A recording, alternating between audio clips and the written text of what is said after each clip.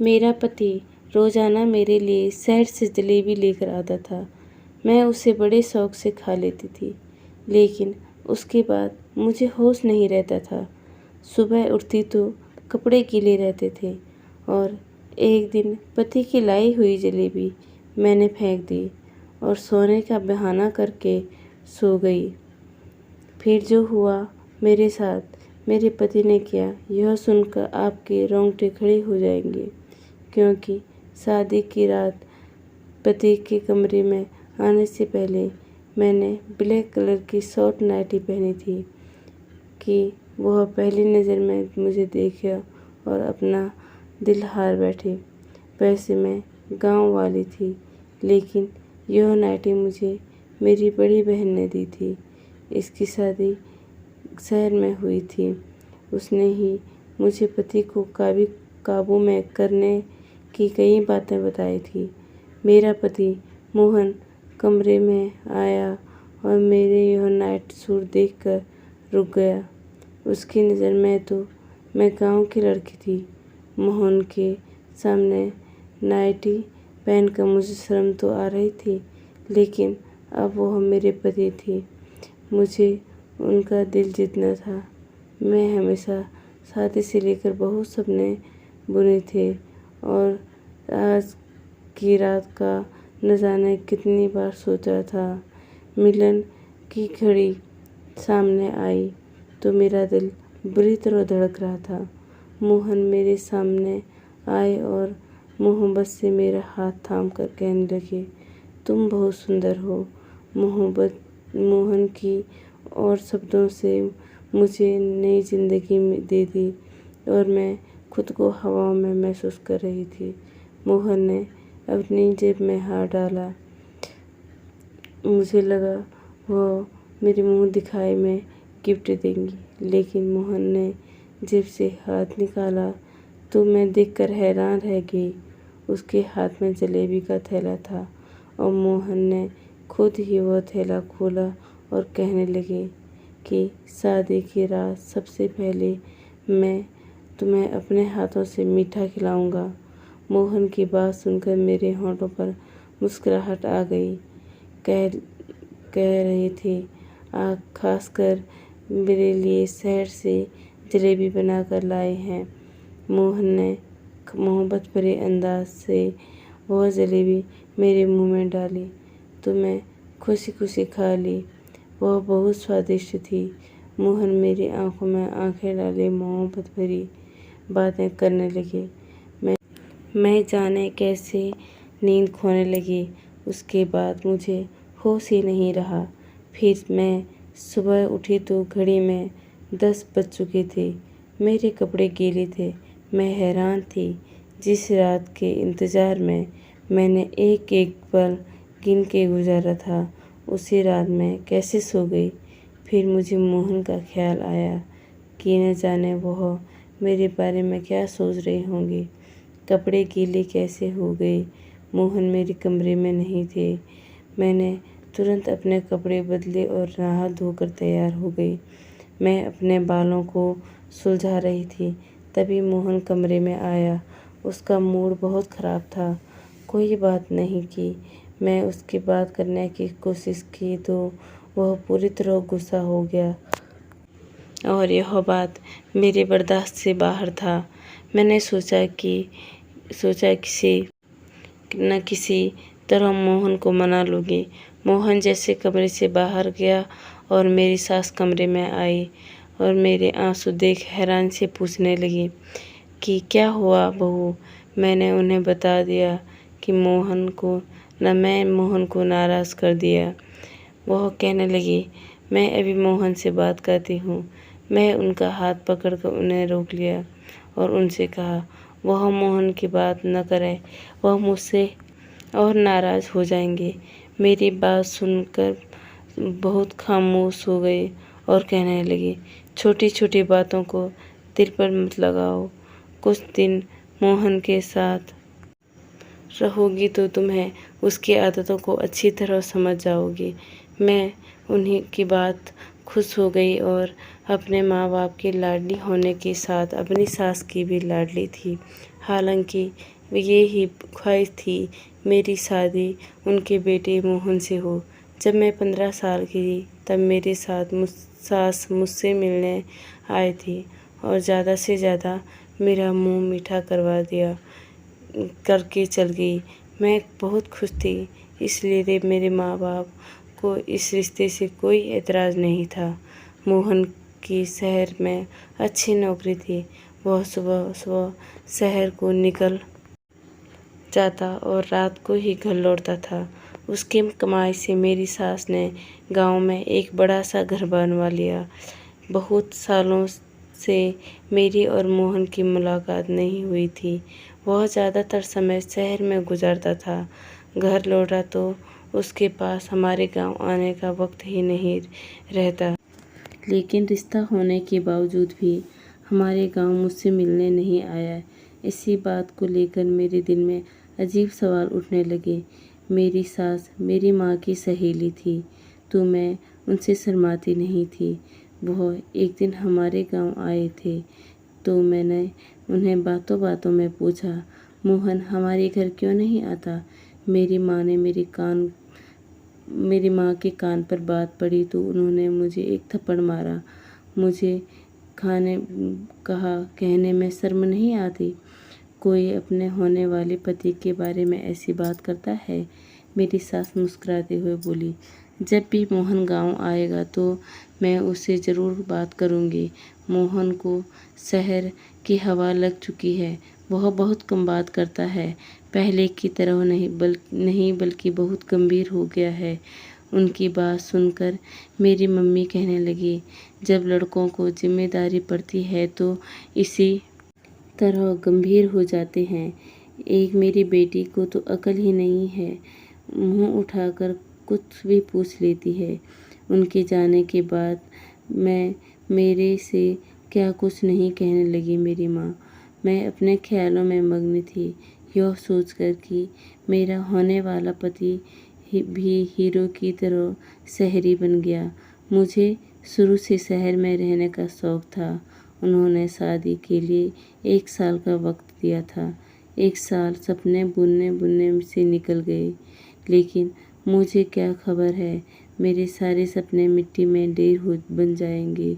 उस दिन बाद मेरे और मोहन की शादी की सारी रस्में रिवाजों से मोहन के साथ विदा होकर उसके गांव चली आई थी। मेरी सास ने बहुत बड़ा वेलकम किया, पर मुझे क्या पता शादी की पहली रात ही मोहन मुझसे गुस्सा हो जाएगा। मोहन मुझे सोने की वजह से गुस्सा था। मैं उसके पीछे पूरे दिन बिन पानी मछली की तरह तड़प रही थी, उसके आगे पीछे जा रही थी, लेकिन उसने एक नज़र पर मुझ पर न डाला। सारा दिन छत पर गुजारे और गांव की औरतों को छत पर जाना मना था, इसलिए उसके पीछे न जा सकी। रात के वक्त मोहन खुद कमरे में आया। मेरी आंखें रो रो कर पूरी सूज चुकी थी। वह मेरे पास आकर बोला, मुझे माफ़ कर दो, मैं गुस्से में आ गया था, पर तुम रात को इस कदर नींद में थी।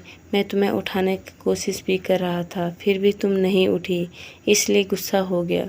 मुझे पता था गलती मेरी है, इसलिए मैंने मोहन से माफ़ी मांगी और कहा, आगे से शिकायत का मौका नहीं दूंगी। वह खुश हो गया और मेरे लंबे बालों की तारीफ करने लगा। मैं सोची, पूरे दिन नाराज़ होने के बाद अचानक उसका अंदाज कैसे बदला। मोहन ने फिर जलेबी निकाली और मेरे हाथ से मेरे मुंह में डालते हुए कहा, जलेबी खाने से होंठ रेड हो जाते हैं, तुम्हारे खूबसूरत और खूबसूरत हो जाएंगे। उसकी बातों से मैं शर्मा गई। मोहन जैसे मेरे हाथ पकड़े कुछ कहने लगा, फिर मैं इस तरह अपने होश खो बैठी और थोड़ी देर बाद मैं दुनिया से दूर हो चुकी थी। फिर मेरी सुबह आँख खुली तो 11 बज चुके थे। मुझे पता था मोहन फिर गुस्सा हो चुके हैं। मेरे पूरे कपड़े गीले थे, मुझे ठंड भी लग रही थी।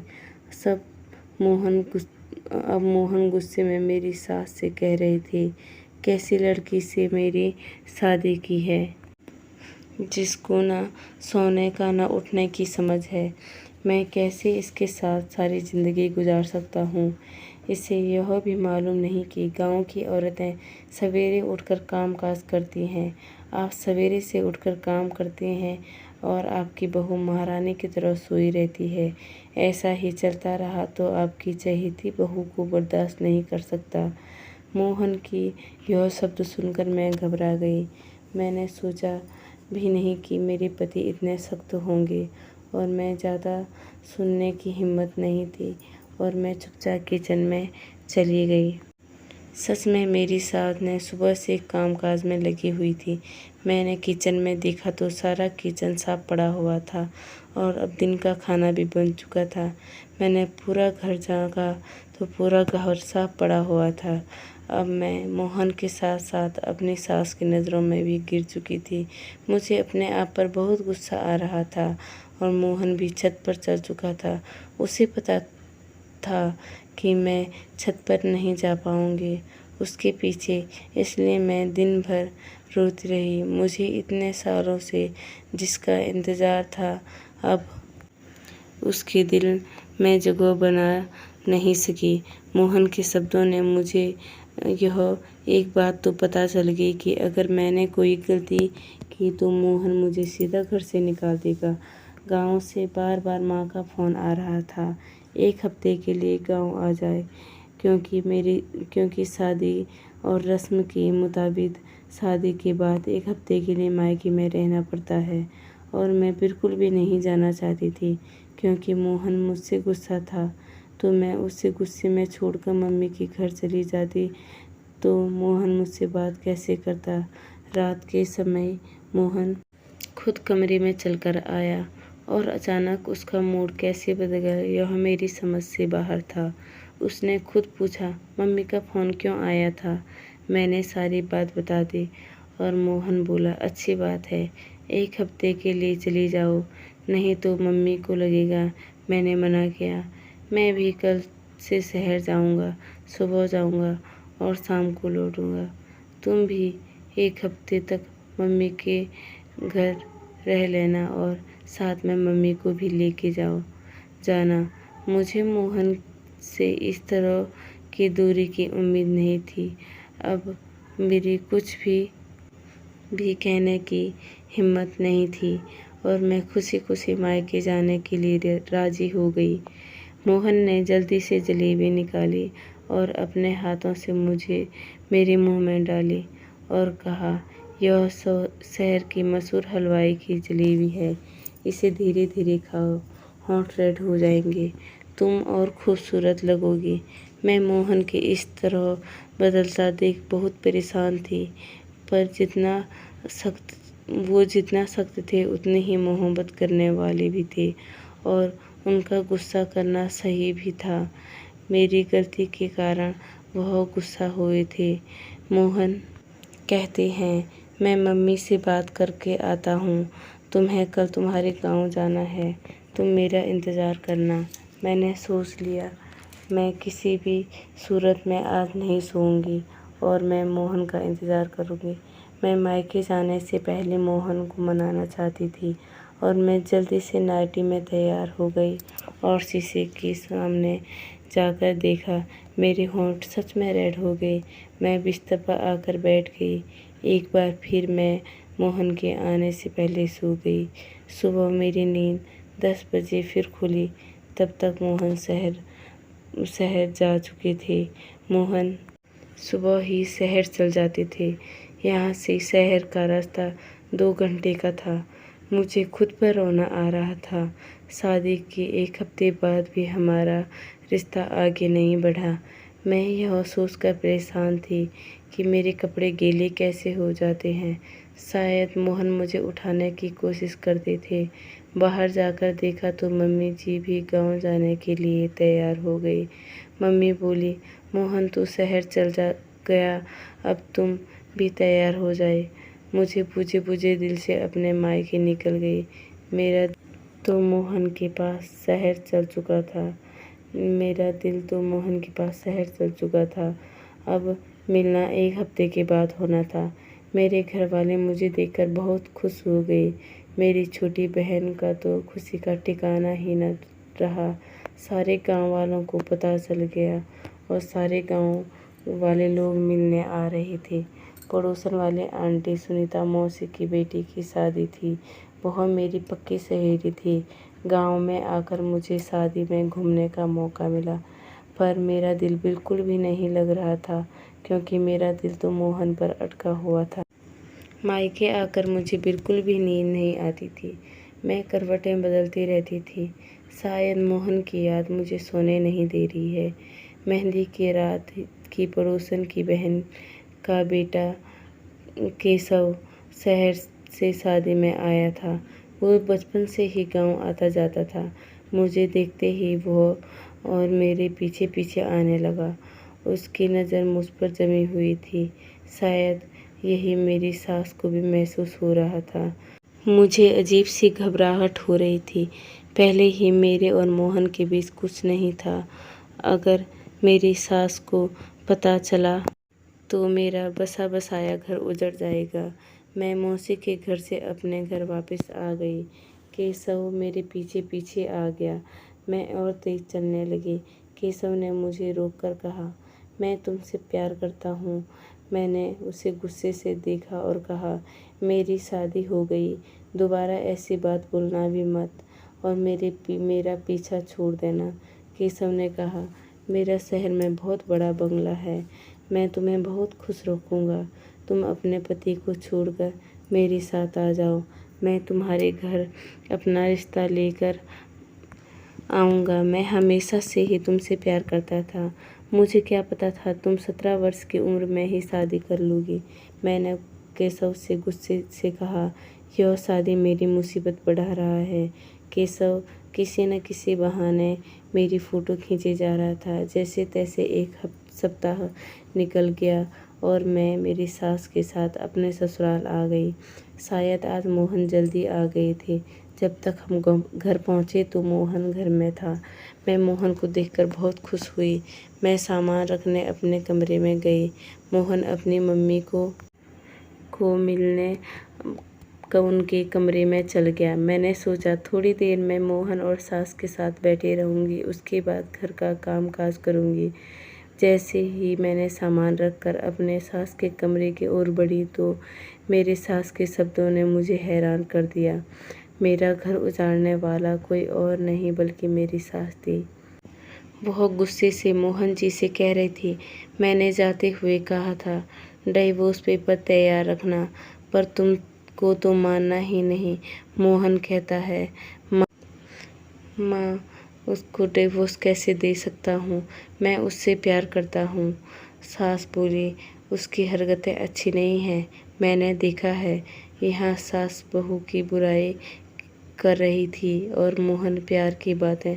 मुझे समझ नहीं आ रहा था यह सब क्यों हो रहा। मेरी सास तो मुझे इतने चाव से ब्याह कर लाई थी, तो मुझे डिवोर्स क्यों दिलवाना चाहती है।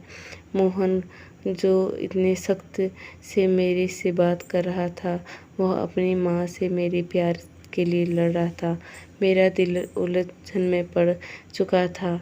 रात में जब मोहन मेरे कमरे में आया तो मेरा आज जलेबी खाने का बिल्कुल भी मूड नहीं था। मैंने मोहन के हाथ से पहले जलेबी थैला लिया। तब तक मोहन की माँ ने मोहन को आवाज़ देने लगी। मोहन कमरे से बाहर चल गया और मैंने जलेबी का थैला एक कोने में रख दिया कि मुझे नींद नहीं आएगी। मैंने आंखें बंद कर दी और नींद में रहने का नाटक किया। आज मैं अपनी आँखों से सब देखना चाहती थी। जब मैंने मोहन को देखा तो मेरी आंखें फटी की फटी रह गई। मोहन के हाथ में एक पानी का जग जो मोहन ने मेरे ऊपर डाल दिया, पर मैंने आंख नहीं खोली। आज मैं दूध का दूध और पानी का पानी करना चाहती थी। मोहन के आवाज़ मारी, अंदर आ जाओ, वो नींद में है। दरवाजे से एक खूबसूरत लड़की अंदर आई, बेड में बैठ गई। वो दोनों जिस तरह एक साथ बैठे थे, मेरी जान निकल गई। इससे ज़्यादा मेरे बर्दाश्त करने की हिम्मत नहीं थी।